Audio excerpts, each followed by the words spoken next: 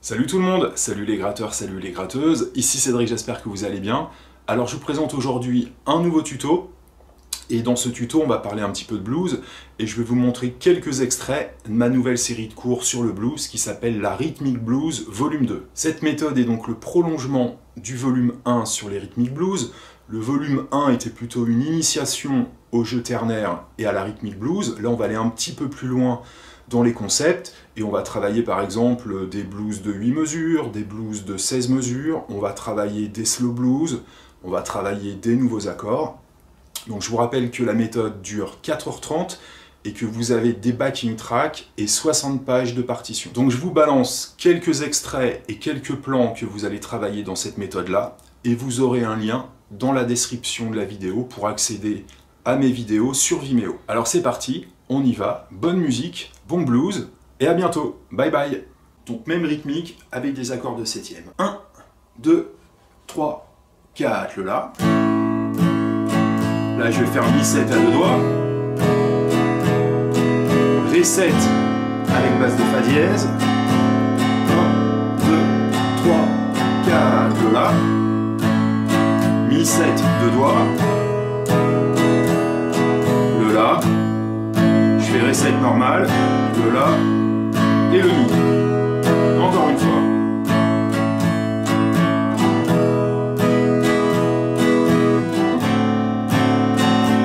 Le pouce, pourquoi pas. Le La7, why not. Mi7. Là je fais un Ré normal. Le La et le Mi. Maintenant, deuxième étape sur ce morceau, ça va être de jouer des rythmiques de quinte et de sixte. Donc on a déjà vu ça dans le volume 1. Je vous montre ce que ça va donner sur l'accord de La. Ça, c'est un jeu de quinte et de sixte. La quinte, c'est mon power chord 0,2. Et la sixte est un ton au-dessus de la quinte. Donc ça me donne 0,2 pour la quinte et 0,4 pour la sixte. D'accord ? Donc là, dans un premier temps, l'idée va être de jouer et de suivre la grille en appliquant ce pattern-là. 1, 2, 3, 4, le La, le Mi, le Ré,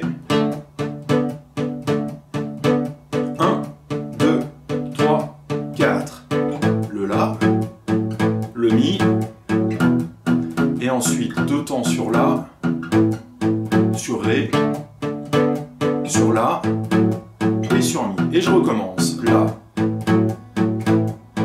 le Mi, Ré,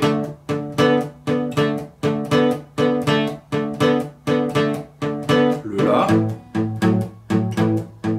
le Mi, le La, le Ré, le La et le Mi, et je finis sur le La. Donc je passe pas plus de temps que ça à vous montrer comment on joue l'accord de quinte et de sixte, parce qu'on a déjà vu ça dans le volume 1. Et maintenant, on va retravailler comme on a fait au volume 1, on va travailler maintenant avec la position d'accord de quinte, de sixte et de septième. Donc quinte et sixte, c'est ce qui nous donnait sur l'accord de 2, Ré, la deuxième et la quatrième case, comme on a fait précédemment. Et en fait, la septième mineure est à un demi-ton de la sixte. Donc, il va falloir aller chercher la cinquième case sur l'accord de 2 Ré. Deux possibilités de doigté, soit avec le petit doigt, soit avec le troisième doigt qui va bouger. Je vous montre ça sur le La. Donc, quinte, sixte, septième ici avec le petit doigt, à la cinquième case. Et en fait, je fais 2, 4, 5, 4. D'accord ?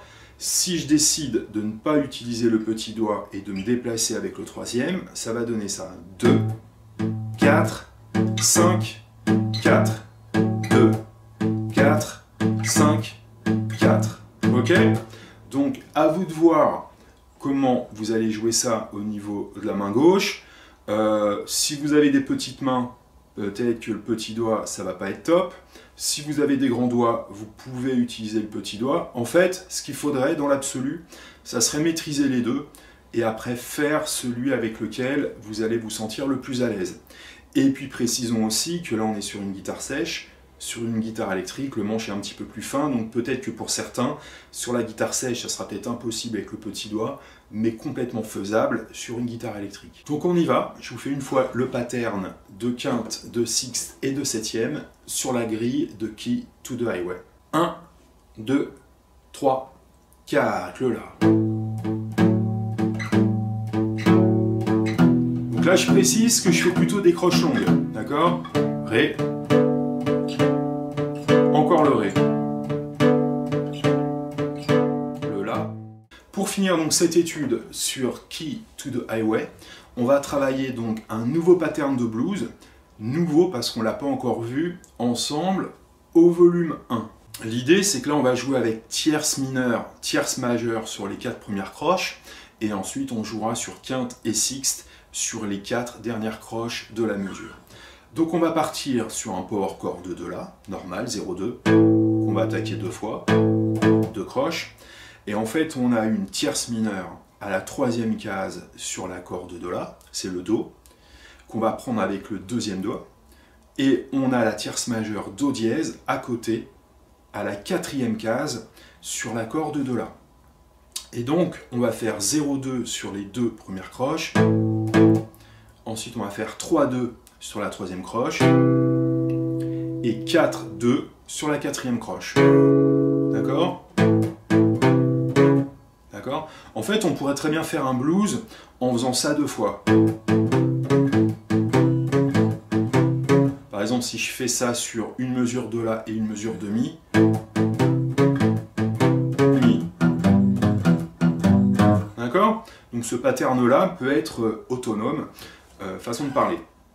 Là, nous, ce qu'on va faire, c'est on va faire le La avec tierce mineure, tierce majeure, et ensuite quinte et sixte. Donc,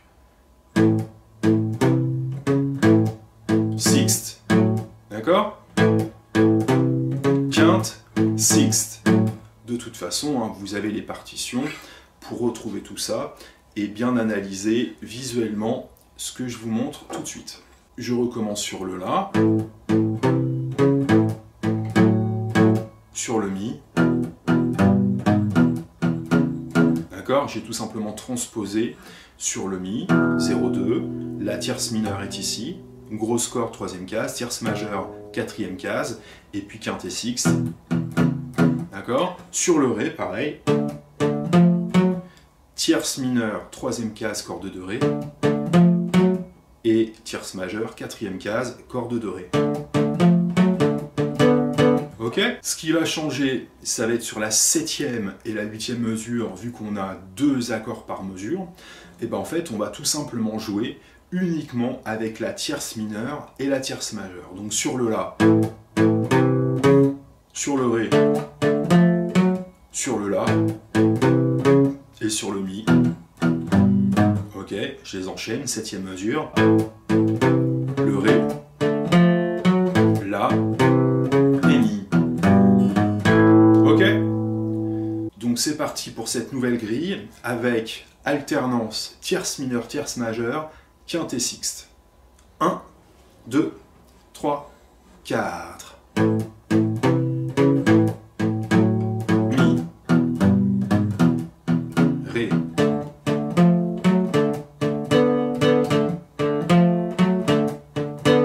La,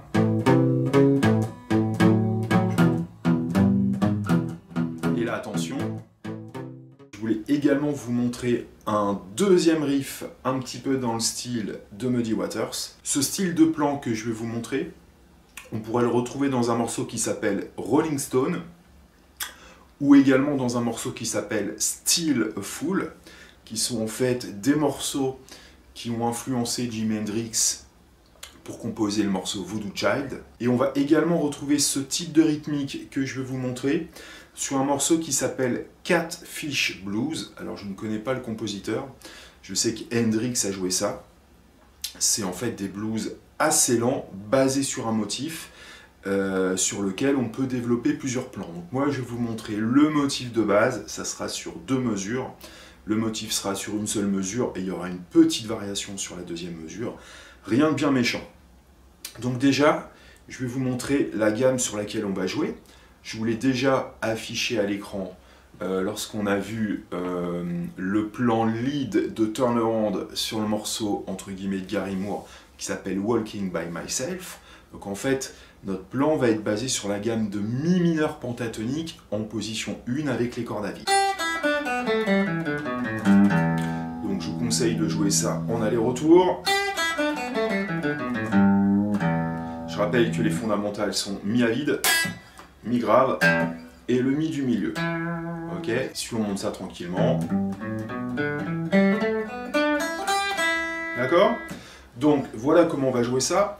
On va démarrer encore une fois sur le et du troisième temps. 1, 2, 3. Donc j'ai joué sur la croche en l'air du troisième temps le mi à vide. Un plan de blues typique, la tierce mineure, troisième case sur la grosse corde et l'octave de mi. Et je finis sur le premier temps de la mesure sur un mi. Donc là en fait j'ai fait que des croches. Et 4 et 1, 2, 3. Et je joue ça en position 1, c'est-à-dire mon index placé à la première case. Donc je vais prendre le sol avec le troisième doigt et le mi du milieu avec le majeur. 1, 2, 3. 2, 3. D'accord? Ce plan-là va revenir systématiquement. Une fois qu'on a joué le premier temps, le mi à vide, on va jouer les 2 cordes de mi et de si aigu en remontant avec le médiator. D'accord? Donc ça donne 1 et. Ensuite, un plan qui peut peut-être être difficile à faire, ça va être un bend. Donc on va jouer à la deuxième case sur la corde de sol. Et on va faire un bend qui va monter, descendre et qu'on liera en pulling off sur la corde de sol. Un petit peu comme dans plein de morceaux, style Voodoo Child, ou aussi, si vous connaissez AC/DC, sur le riff principal de Back in Black. Donc on va faire ceci. Le bend, je monte. 1, 2, 3. Premier plan.